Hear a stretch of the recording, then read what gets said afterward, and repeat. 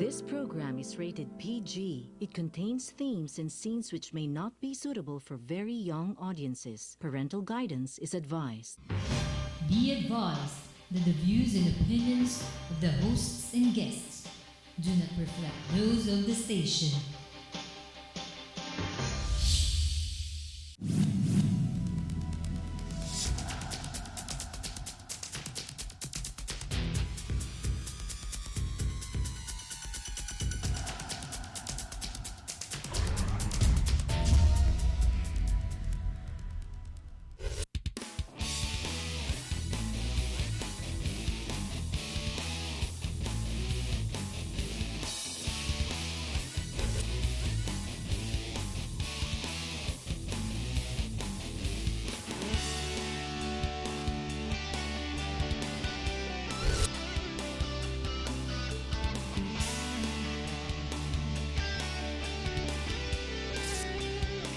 You are what you watch. Hello, welcome to the program. My name is Enerico. What are we doing here? Well, we're going to talk about business under the new government. Ano ba tingin natin? Ano ang daming perception eh? This morning lang, may lumabas sa dyaryo, lumalabas sa television live. Duterte was out speaking very casually to the people in Davao. I was quite inspired, to tell you the truth, because it's quite shocking when you hear a person that speaks directly from his heart. Now, already in the news, already in the newsprint, he's already being hit and criticized by a number of people for positions such like death and the death penalty because of the church, hard position of the church. Of course, all the criminals and rapists who I really don't care for, dead or alive, or better dead. And of course, of what you call human rights, Commission on Human Rights, Gascon, who was criticized no less by Duterte. But what can we actually expect? Ako, personally, I've got problems. I got problems with, I don't believe in responsible mining. That statement is bogus, it's idiotic, and it cannot exist. That's first and foremost. Now we've got issues now with Ambassador Cuisha, who does not like the new Foreign Affairs head, Perfecto Yasay. That's a problem that has to be ironed out. Then you've got a problem of certain personalities in the new cabinet that have what you call conflict of interest. How Duterte, President Duterte, is going to handle this? Well, it's going to be a wait-and-see program. But knowing media, because we've been shut out, so to speak, well, let's see how we're going to handle the president, or how the president will handle media as a whole. But first of all, let's look at something that is more important, business. What exactly can we expect? There's a lot of perception, there's a lot of goodwill, there's a lot of negativism going all around. With us in the show today, we have Ado Paglinawan. He's a book writer, a book author, and a broadcaster. We have Peter Wallace, who was there with President-elect Duterte just last week with a whole group of businessmen. He's the chairman of the Wallace Business Group, and you've met Eric Sampang, who's president of the Makati Industry Association, or CAMI. Gentlemen, hello, thank you very much. Let's try to speak a little English, because Peter, after all these years, after now being a Filipino, still cannot speak Tagalog. I try, but it's Jesus. a hard task. You know, I'm sure they're going to come out with some application that you can connect to your ear and a sound box. When you say something, it comes out in Tagalog, Tagalog, Tagalog. Yes. There you go. Yes.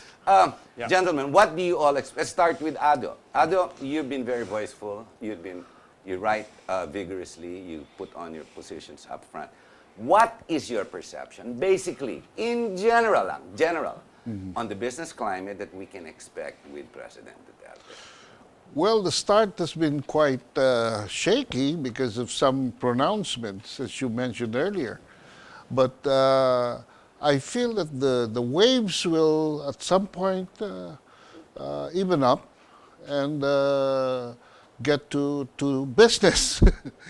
I feel we have a president now that thinks his mind. And speaks it out. And speaks it loud and clear. And before he could even get through a thorough analysis, even through friends, he wants to express it. But I'm seeing also a president who is quick to correct himself. If some people around him or outside of his circle says something very sensible, and this happened to his designated spokesperson.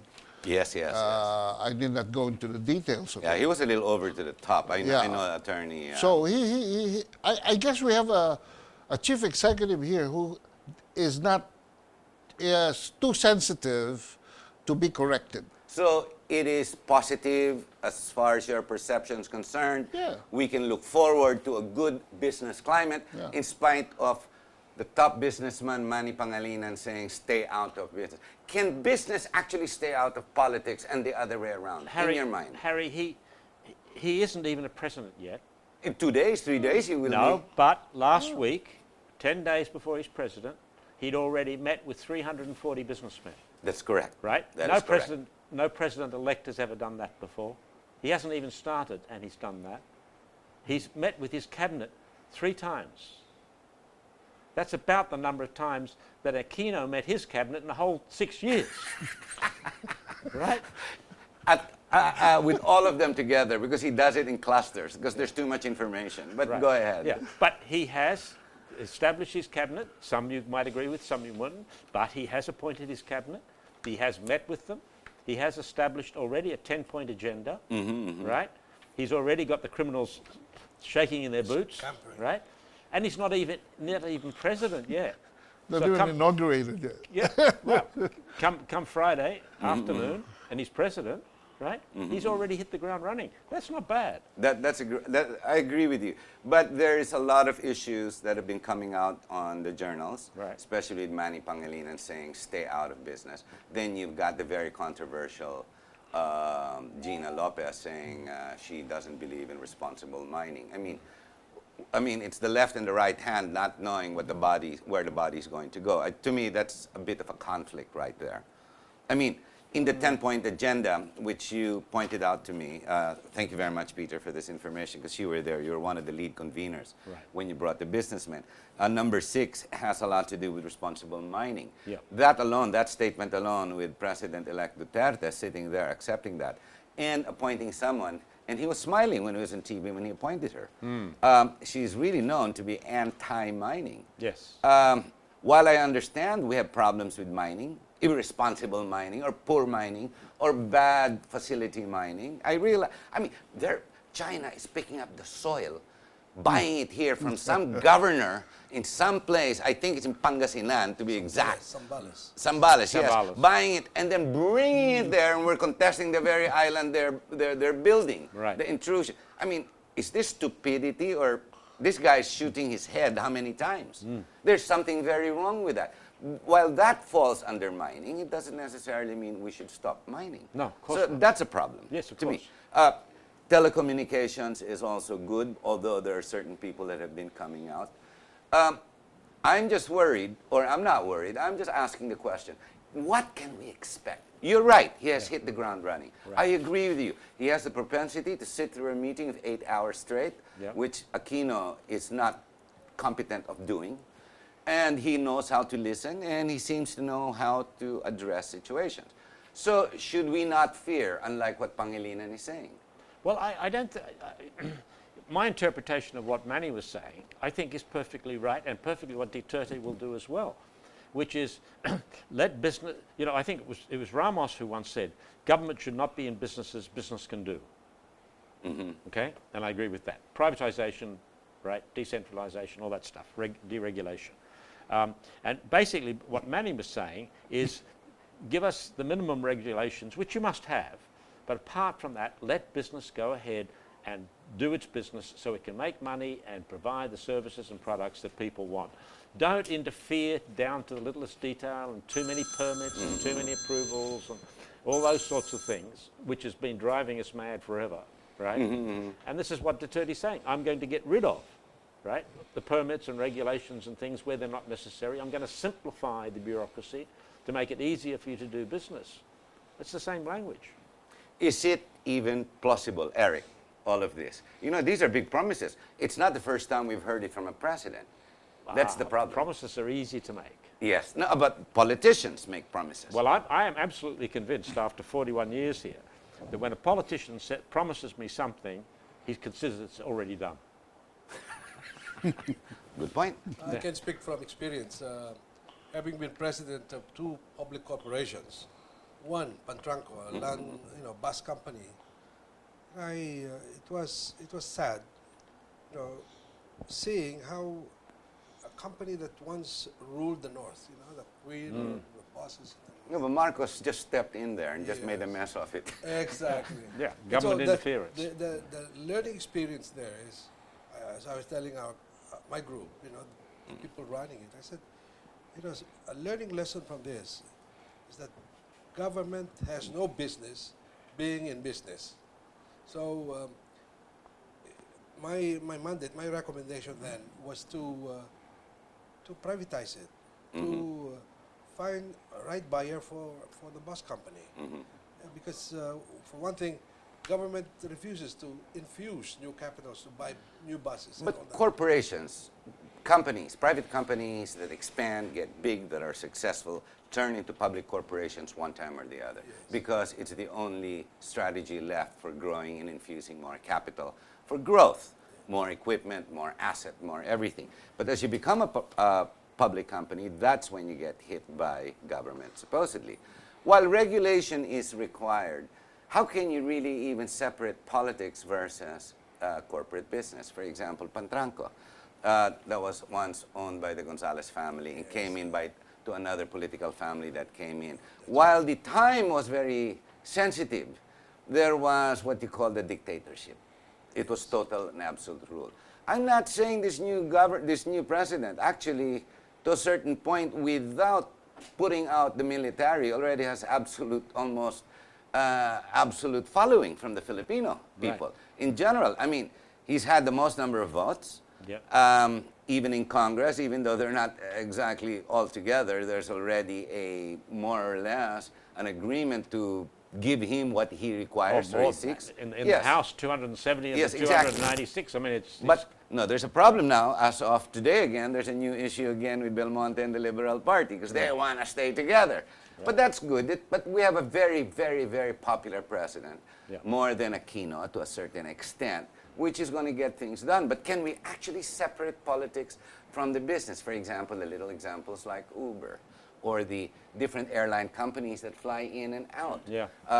What do you call, you are able to fly here, we should be able to fly there. Then we've got the problem of the airport itself, a facility with infrastructure that's already 20 years behind. Can he actually You can't provide? rush decisions. Agreed, I We've only agree. spent 20 years trying to decide where to put an airport. You can't go rushing into this Well, decision. the Zobels, was it Pangilinan? Manny Pangilinan came up with a proposal to fix transportation and the rails altogether Right. for MRT 1, 2, and 3. Yep. And the Zobels came up with doing the airport all on their own, basically with a And then Ramon Ang and Manny have come up with a new idea, Yeah, that new- right? Of which- a joint one, which makes sense. No, which makes sense. It's right on Yeah. Rojas Boulevard. They'll put up the money. I mean, boom, They'll build it everything's all, done. yeah. It's just decisive government. That's right. We need a leader who's decisive. But sometimes good decisions can hurt business. It doesn't sit well with me that Mr. Pangilinan is a bit wary. It sits well with me that I see the Zobels visiting Duterte and keeping quiet and listening, considering their vast business interests.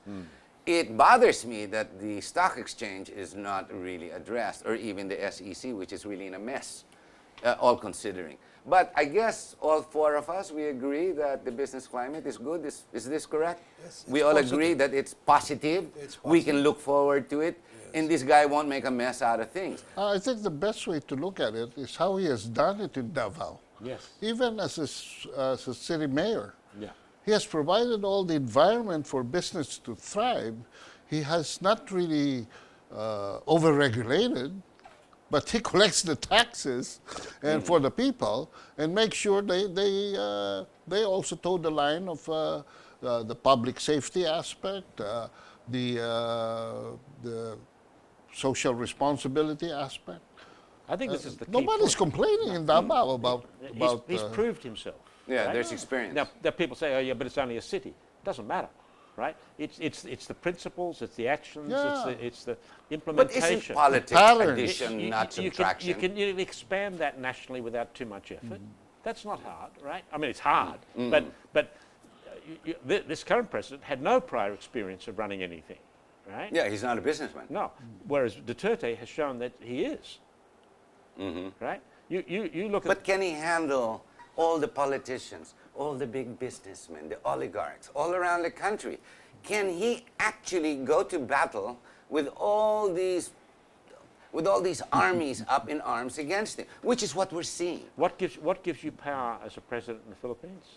The people. The people. The majority, Which he's got. Which he's right? got. Politicians respect. If you've got the people on side, they're not going to go against you. What's the other thing? The businessmen. Money. He's got the budget.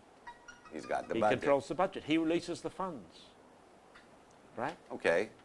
He decides where the priorities will be for another road or a bridge or a school or whatever it might be. Right? What do politicians want? A road, a bridge, a school. Oh, wait, I thought they want money for their pockets. Oh, I don't know about that. That may No, be a I thing do, of the, I do, they do. That's what they want. that may be a thing of the past, the way it's warning against corruption. Gentlemen, we're going to have to take a short break. But before we do, because Peter won't be able to join us in the second part, we have Rene Azurin, who's coming in to co-host with me. Peter, what would be your message on the topic business under the new government with that question mark? Your exit spiel, so to speak. What I would like to see the government do is, which is already promised. Number one, I'm very pleased that Aquino agreed to the Department of ICT. I think that that is one of the most important departments that we will have. The future of the world is IT. Agreed. I can't even turn on my TV anymore without going through a program and a menu and God knows what else to get it working, right? I grew up in a day when you flipped a switch and the thing came on, and that was it. Well, we don't live in that world anymore. We live in an IT world.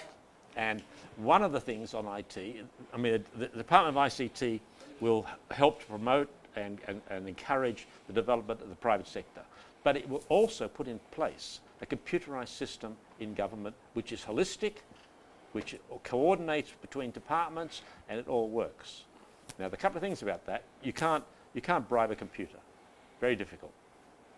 Right? You can't pass an envelope under the table to a computer. Okay. Right? But more importantly, he's said already he wants to simplify the bureaucracy for business. What I want to see him do as well, and I think he will, is first of all, before simplification, ask the question, do I really need it or not? And an example I used in one of my columns, motor vehicle license. Registration. You have to renew every year. That's ridiculous. Why? Yes. It's the same car. Yeah. It's made no changes to it, right?